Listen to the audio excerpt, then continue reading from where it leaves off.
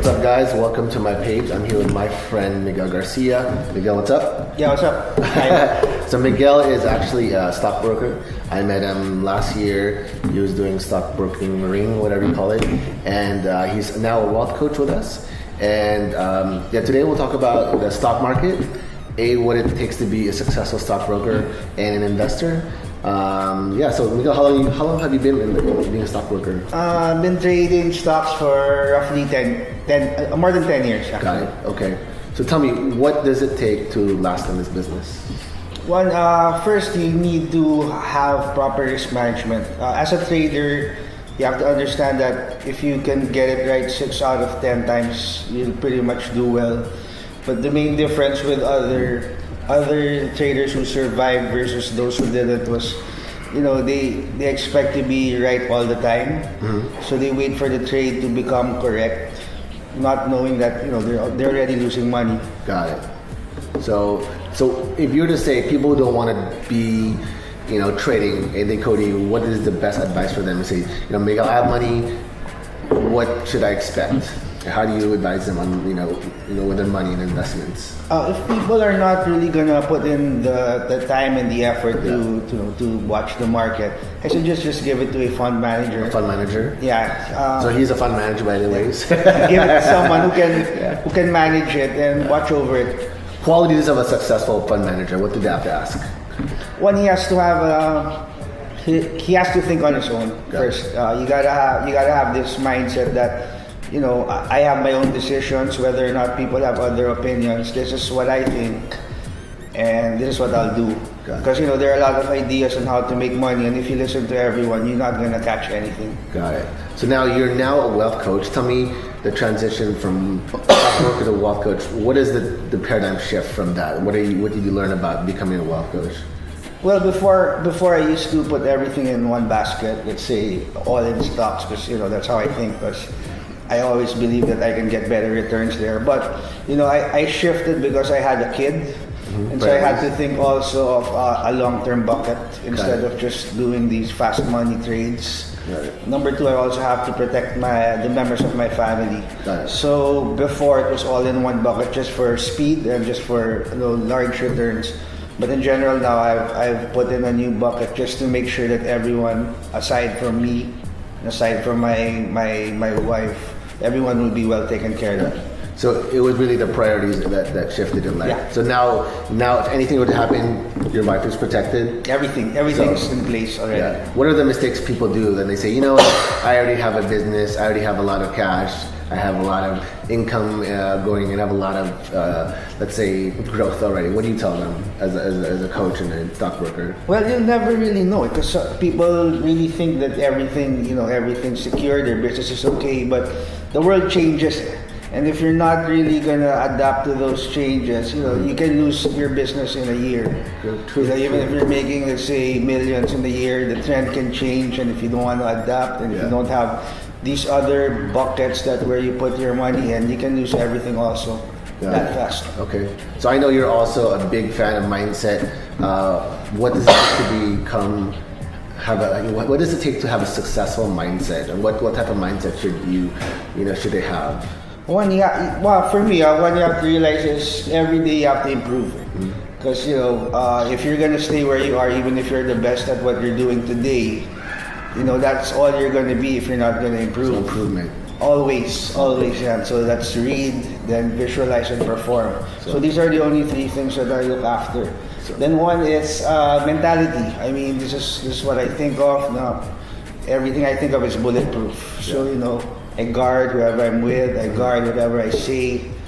And then last is always connecting with a higher power, a higher source. Yeah, so not a lot of people believe in that. What made you realize there's a shift in that type of power or consciousness and awareness?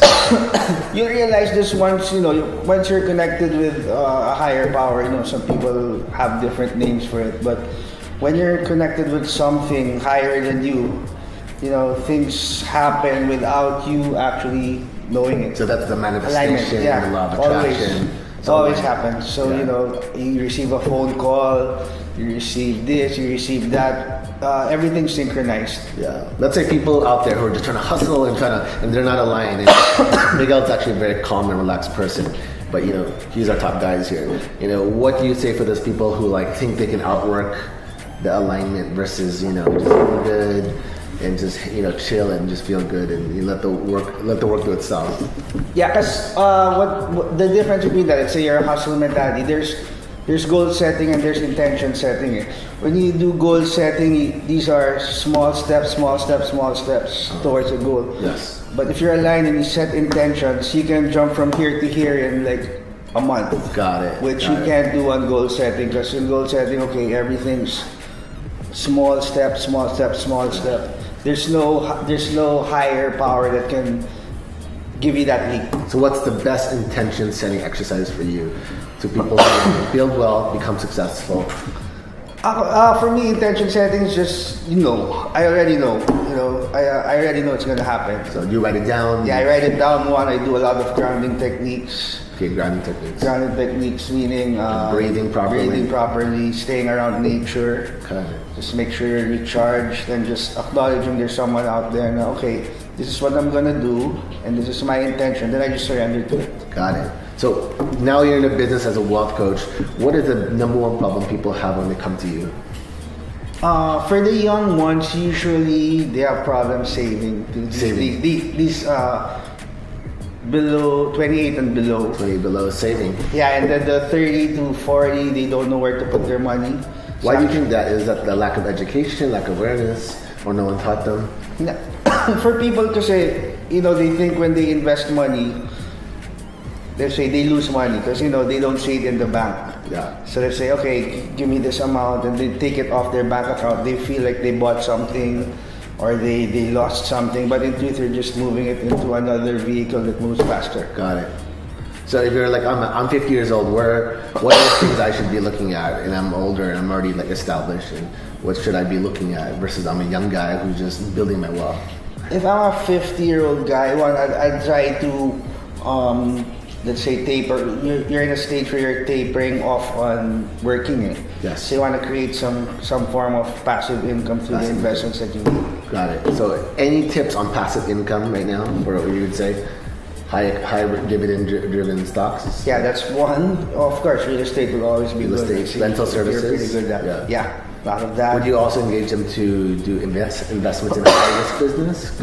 I wouldn't do that if you're 50, but if you have that mentality, then okay, you can still do that. Yeah. Then there are a lot of high yielding bonds. Oh wow, yeah. 8% a year. Dividends. Okay. That one.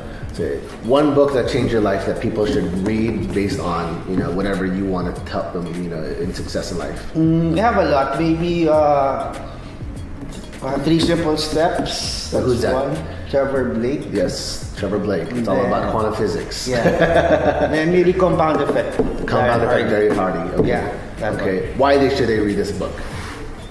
Well, I think, say Compound Effect. These are actually Compound Effect and 3 Simple Steps are opposite things. Yes. Compound Effect says you do a few simple things, repeat it every day.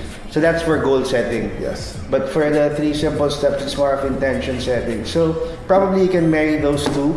So one, the problem with people who are too much into the law of attraction is they don't act. They don't act. So they stand around there. There is the word action. They stand around there and they think it'll come to them. But if you mix these two, I think that'll be a good combination. Yeah, so it's all about setting intentions and following through with execution. Yeah. Okay, thank you, Miguel. I know we had great conversation. We want to give you added value, so maybe in the future we'll go deeper into stocks, maybe analysis, and we can talk about the best stocks of the week or whatever investments that will give you the best value. So thank you. Have a great day.